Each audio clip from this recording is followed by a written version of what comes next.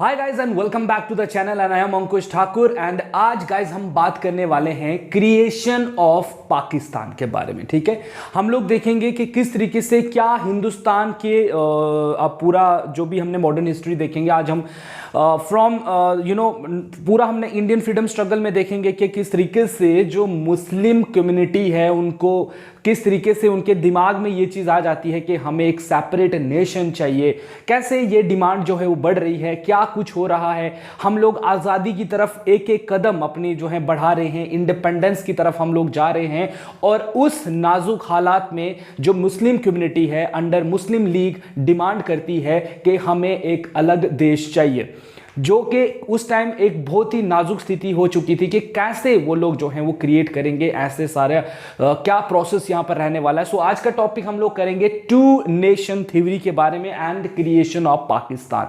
हम लोग देखेंगे कि ये टू नेशन थ्योरी क्या ऐसी वजह हुई कि हमारे देश के दो भाग जो हैं वो किए गए जो कि नहीं होने चाहिए थे। अगर हम लोग आजकल जो हमारी बढ़ते हुए जिस तरीके से आप लोग देखते हो जियोपॉलिटिक्स जिस तरीके से बढ़ रही है, अगर उस पॉइंट ऑफ व्यू से हम देखें तो इंडिया, पाकिस्तान, बांग्लादेश ये जो एरिया है गाइस ये काफी ज्यादा पावरफुल एरिया हो सकता था।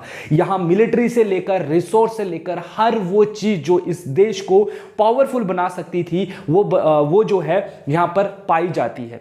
हमारा देश अगर पाकिस्तान का विभाजन ना होता, ईस्ट पाकिस्तान ना बनता तो हम लोग दुनिया के सबसे जो है मोस्ट पॉपुलेटेड लोग होते इस दुनिया में, मतलब मोस्ट पॉपुलेशन कंट्री हमारी होती। आज शायद हम चाइना जैसे देश को टक्कर दे सकते, या जो भी चाइना आज हमारे सब कॉन्टिनेंट में इंट्रूजन अपनी दिखा रहा है, जिस तरीके से भी आप करंट अफेयर्स में उनके इश्यूज को देखते हो कि चाइना किस तरीके से अपनी जो है पावरफुल अपनी जो हेजेमनी है वो एशिया में दिखा रहा है, शायद आज चाइना ये सब ना करता और कहीं ना कहीं यूरोपियन देश आज हमारे साथ जुड़ जाते इस पॉइंट से कि उनके लिए हम एक बहुत बड़ा रिसोर्स थे, ह्यूमन कैपिटल हमारे पास काफी ज्यादा था। तो गाइज ये बहुत ही दुखद बात थी कि हमारे देश का विभाजन हुआ और विभाजन भी एक ऐसे टाइम पर हुआ जब हमारा देश अपनी आजादी की तरफ चल रहा था। इतनी लंबी स्ट्रगल लगने के बाद हमें जो ब्रिटिशर्स देने वाले थे या जो हमारे इंडिया का जो बना वो ये था कि जो है इस देश के दो टुकड़े कर दिए गए। क्या कुछ रहा गाइस उसको हम लोग डिस्कस करेंगे आज की वीडियो में। तो जो बच्चे यहाँ पर आज चैनल पर फर्स्ट टाइम विजिट कर रहे हैं, जो बच्चे चैनल पर पहली बार आज आ रहे हैं, जो हमारे लेक्चर को डिस्कस कर रहे हैं, सो गाइज उनसे मैं कहूँगा कि वो चैनल को सब्सक्राइब करें, वीडियो को लाइक करें एंड गाइज इस वीडियो लेक्चर की आपको कंप्लीट जो मॉडर्न हिस्ट्री की जो प्लेलिस्ट है वो आपको हमारे चैनल पर अवेलेबल हो जाएगी। आप जाकर उनको प्लेलिस्ट में चेक कर सकते हो जहाँ हमने पूरा मॉडर्न हिस्ट्री जो है आपके एग्जाम के पॉइंट ऑफ व्यू से कंप्लीट करवाया हुआ है। तो चलिए एक बार देखते हैं कि क्या कुछ हुआ था। देखिए गाइज पाकिस्तान की जो बात अगर हम करें हिंदुस्तान पाकिस्तान बनने की, तो इसका जो कंसेप्ट है इसको हम कहते हैं टू नेशन थ्योरी की। ये एक थ्योरी लाई गई थी जिसके अंदर ये कहा गया कि दो अलग नेशंस बनेगी।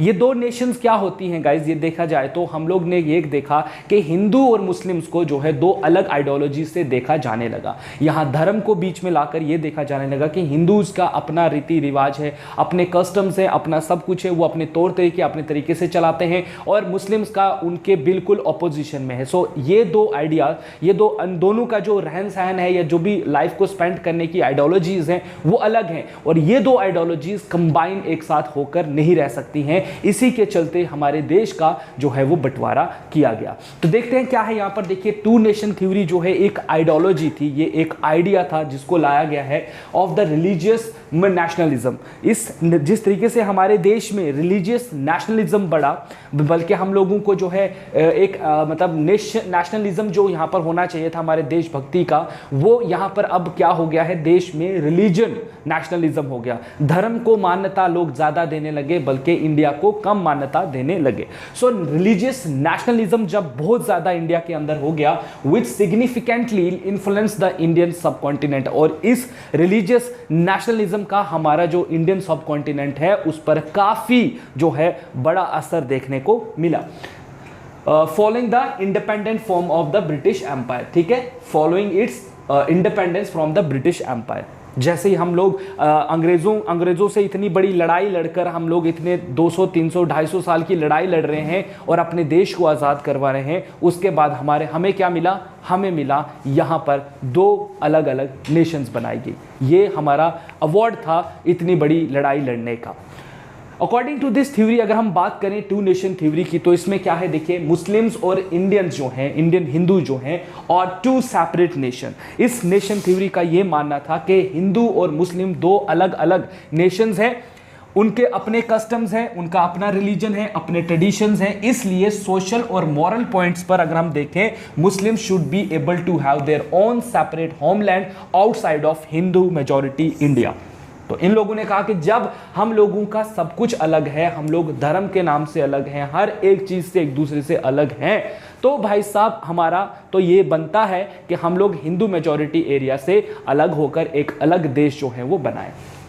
The ideology that religion is the determining factor in defining the nationality of Indian Muslim was undertaken by Mohammad Ali Jinnah साहब ने इसको लीड किया। तो ये जो आइडिया यहाँ पर ये आया कि रिलीजन जो है को लाकर जो ये बात इन्होंने करी टू नेशन थ्योरी की, तो ये जो बात बोलने वाले थे वो थे मोहम्मद अली जिन्ना। मोहम्मद अली जिन्ना का ये मानना था कि हम हिंदुस्तान में जो है कहीं ना कहीं हम लोगों का जो कल्चर है हम लोगों का अलग है, हर एक तरीके से देखा जाए तो हम मेजॉरिटी ऑफ जो पॉपुलेशन है इंडिया से, इंडिया की, उनसे हम लोग अलग हैं, और मेजॉरिटी कैस्ट के अंडर माइनॉरिटी का सरवाइव करना काफ़ी मुश्किल माना जा रहा था। इसलिए मोहम्मद अली जिन्ना साहब ने डिक्लेयर कर दिया टू नेशन थ्योरी कंसेप्ट, जिसमें उन्होंने सिंपली क्या कहा कि हम लोग इनके साथ नहीं रह सकते क्योंकि हम अलग धर्म को मानने वाले लोग हैं। देखिए हम लोग अगर बात करें गांधी से लेकर जितने भी हमारे इंडियन नेशनल जितने भी लीडर्स रहे हैं दोस्तों, उन्होंने सब ने जो है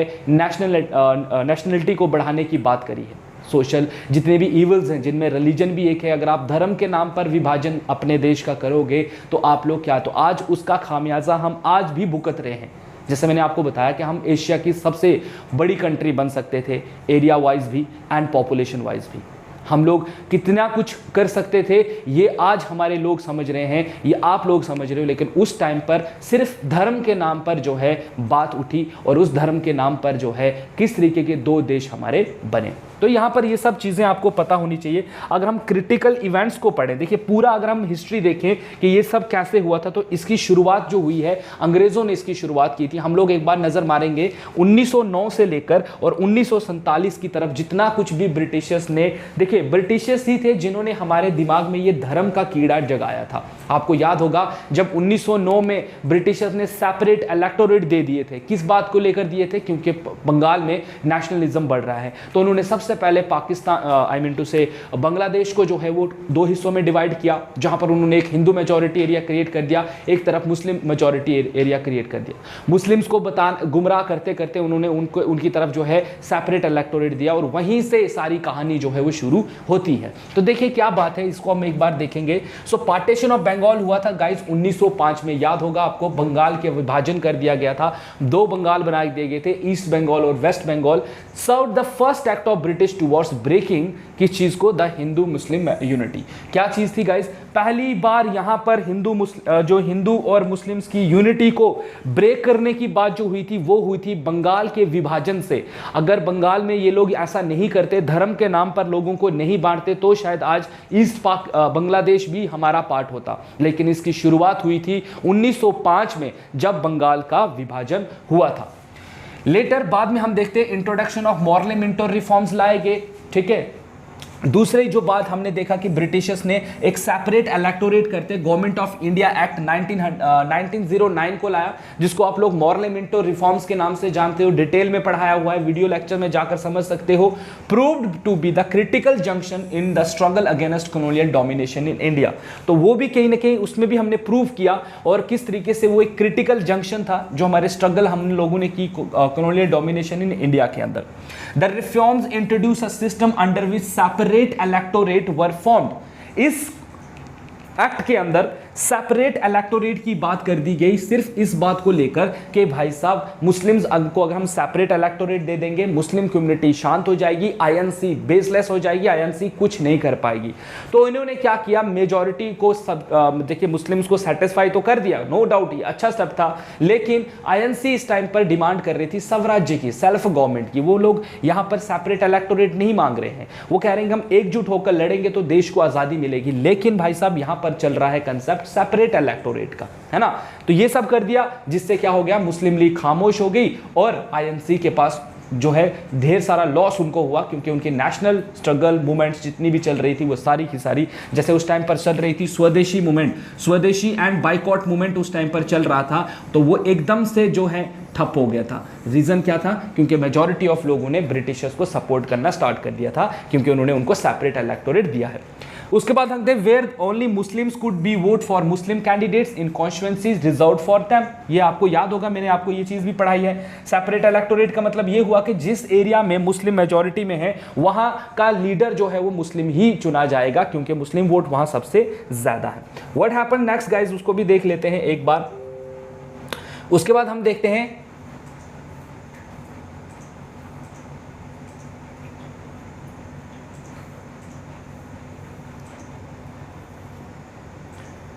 अब ये सब जो ब्रिटिशर्स ने किया, ये सब जो ब्रिटिशर्स ने किया, by doing the British wanted to promote, Britishers promote क्या करना चाहते थे? Idea that political, economic and cultural interest of Muslims and Hindus were separate. ऐसा उन्होंने दिखा दिया उसी टाइम पर। मॉर्लेमेंटो रिफॉर्म्स 1909 में ही उन्होंने बता दिया था कि हिंदू और मुस्लिम दो अलग अलग जो हैं धर्म को मानने वाले लोग हैं, दो अलग अलग धर्मों की मान्यता रखने वाले लोग हैं। उसके बाद हम देखते हैं मॉन्टेग्यू कैल्विन रिफॉर्म्स या गवर्नमेंट ऑफ इंडिया एक्ट 1919 जो लाया गया था, 1919 में जो एक और एक्ट लाया गया, इसने एडिशन कर दिया reserve seat for the Muslim. Again यहां पर देखिए रिजर्व सीट कर दी मुस्लिम्स की। तो पहले हम लोग इंडियंस थे, वी और इंडियंस कब तक? 1905 तक हम लोग इंडियंस की तरह सोच रहे हैं, लेकिन 1905 में जैसे ही पार्टीशन ऑफ बंगाल हो जाता है तो यहां खुद लोग इंडियन नहीं, बल्कि कोई खुद को हिंदू कह रहा है, कोई खुद को मुस्लिम कह रहा है। इस नाम से लोग अपनी आइडेंटिटी जो है वो निकाल कर सामने ला रहे हैं। बहुत गलत चीज है। यूनिटी ब्रेक करना ब्रिटिशर्स की सबसे बड़ी टॉप प्रायोरिटी थी। वो चाहते थे कि हिंदू मुस्लिम होंगे तो वो यहां पर लोगों को डिवाइड करेंगे और सिंपली क्या करेंगे? रूल करेंगे। ये चीज जहां पर हो रही थी। And then of later Hindu-Muslim unity began to be born between with the coming up of non-cooperation movement 1919 में। और एक बार देखिए कोशिश भी कर दी गई, गांधी जी के द्वारा कोशिश कर दी गई थी जब उन्होंने नॉन कॉपरेशन मूवमेंट को स्टार्ट किया था। नॉन कॉपरेशन मूवमेंट के अंदर उन्होंने क्या किया? उन्होंने खिलाफत इशू को और इशू को क्रिएट किया और उसी के साथ यहां से मुस्लिम उनके साथ हो गए। जब मुस्लिम उनके साथ हो गए तो ऑलरेडी आईएनसी भी थी, तो आईएनसी को भी कंबाइन कर दिया गया और एक बहुत बड़ी मूवमेंट जो है गांधी जी के अंडर लीड कर दी गई। ठीक है, हमने क्या देखा कि खिलाफत इशू जब चल रहा था, खिलाफत इशू में क्या हो रहा था? जो खलीफा थे ऑटोमन एम्पायर में, उनको रिमूव कर दिया गया था। उनकी उनकी जो थ्रोन था उससे उनको रिमूव कर दिया गया था। एंड जब उनको रिमूव कर दिया गया तो ब्रिटिशर्स की तरफ मुस्लिम्स का रुख थोड़ा बदल गया कि इन्होंने हमारे रिलीजियस हेड को जो है पावर से हटा दिया। तो कहीं ना कहीं मुस्लिम्स ने इनकी तरफ, मतलब जो इंडिया के अंदर हम देखें, not in India but in whole world में मुस्लिम कम्युनिटी ने ब्रिटिशर्स की तरफ प्रोटेस्ट करना स्टार्ट कर दिया और इंडिया में उसके लिए खिलाफत मूवमेंट चली। Gandhi ji was the person जिन्होंने देखा कि अभी राइट टाइम है हिंदू मुस्लिम यूनिटी करने का, और गांधी जी ने उनको यूनाइट कर एक बड़ी मूवमेंट का आगाज किया जिसको आप कहते हो नॉन कॉपरेशन मूवमेंट। ये भी आप लोग पढ़ चुके हो इसमें। लेकिन गाइज उसी साल हो जाता है चोरी चूरा इंसिडेंट्स 1922 में, याद होगा आपको 1922 में चोरी चूरा इंसिडेंट हो जाता है where some British policeman were killed हो गए थे due to some action initiated by the participant of the non cooperation movement and the movement itself was cancelled off by the Gandhi ji. लेकिन आपको याद होगा कि नॉन कॉपरेशन मूवमेंट जो थी, नॉन कॉपरेशन मूवमेंट को कॉल बैक कर दिया गया था गांधी जी के द्वारा, सिर्फ इस बात के लिए क्योंकि गांधी जी ने कहा था कि वायलेंट नहीं होना है, वायलेंस कोई भी एक्टिविटी नहीं होगी, बल्कि नॉन वायलेंस एक्टिविटी हम लोग करेंगे। लेकिन गाइज यहां पर चोरी चूरा इंसिडेंट हो जाता है और गांधी जी जो हैं वो अपनी मूवमेंट को कॉल बैक करते हैं। जब गांधी जी अपनी मूवमेंट को कॉल बैक करते हैं तो देखिए अब जो मुस्लिम लीडर्स थे उनको क्या लगा? उनको लगा कि उनके साथ उनको बिट्रेयल कर दिया गया है, उनके साथ धोखा हुआ है सिंस देयर कॉज, क्योंकि because their cause of revolution against the removal of caliph was left unfinished due to the calling of the movement। अब मुस्लिम जो लोग खिलाफत मूवमेंट में पार्टिसिपेट कर रहे थे उनका यह मानना था कि उनके साथ जो है वो गलत हुआ है, क्योंकि उनका जो मकसद था खलीफा को दोबारा से पावर में लाना ऑटोमन एम्पायर के अंदर, वो ऑब्जेक्टिव तो पूरा ही नहीं हुआ, वो मकसद तो पूरा हुआ ही नहीं। इसलिए उन्होंने क्या कहा कि हमारी जो मूवमेंट है ये फेल हो गई। शायद हम अपने से अगर मूवमेंट चलाते, अगर हम इंडल्ज नहीं होते इनके साथ तो शायद हम लोग अपनी सक्सेस हासिल कर लेते, लेकिन गांधी जी के कॉल ऑफ करने से हमारी भी मूवमेंट जो है वो खत्म हो गई। तो कहीं ना कहीं यहां से भी लोग जो हैं थोड़े नाराज हुए। इन 1930 में मोहम्मद इकबाल साहब जो थे become the leader of Muslim league, ये लीडर बने मुस्लिम लीग के। And 1930 and for the first time articulated the demand for a separate Muslim state. और मोहम्मद इकबाल साहब ने ही जो है स्लोगन नाम दिया था सेपरेट स्टेट का मुस्लिम लीग के लिए कि हमें जो है एक सेपरेट मुस्लिम स्टेट जो है वो चाहिए 1930 में। तो अगर पेपर में पूछा जाए कि पहली बार मुस्लिम लीग थी उन्होंने पाकिस्तान का जो स्लोगन था वो कब दिया था, या जब नाम जो था वो क्या दिया था, तो उन्होंने दिया था 1930 में। और ये दिया गया है किसके द्वारा? मोहम्मद इकबाल के द्वारा। ठीक है, चलें आगे बढ़ते हैं। ही आर्ग्यूड, उनका आर्ग्यू था that Hindu and Muslim constituted two different nation.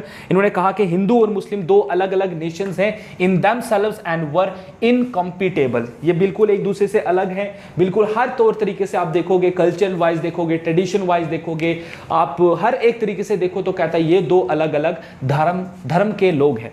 This time Congress rejected this theory. इस टाइम पर कांग्रेस ने कहा था कि नहीं, 1930 के टाइम पर हमने अपने इंडिपेंडेंस भी मनाया था, याद होगा आपको, और हम लोगों ने अपना जो इंडिपेंडेंस बनाया था उस इंडिपेंडेंस को क्या हुआ, वो इंडिपेंडेंस हमने सेलिब्रेट किया। और उस टाइम पर आईएनसी कैसे मान लेती कि वो जो है पार्टीशन यहां पर इस चीज को जो है वो सपोर्ट करेगी।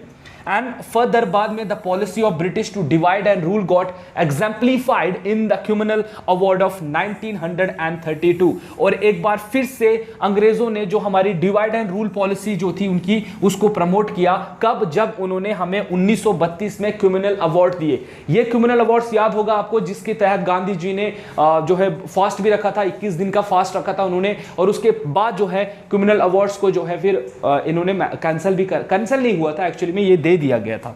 This policy further strengthen the provision for a separate electorate. Again यहां पर फिर से देखिए 1919 में सेपरेट इलेक्टोरेट दे रहे हैं, 1919 में दे रहे हैं, एंड अगेन 1932 में भी इन्होंने ऐसा बोल दिया कि हम लोग देंगे।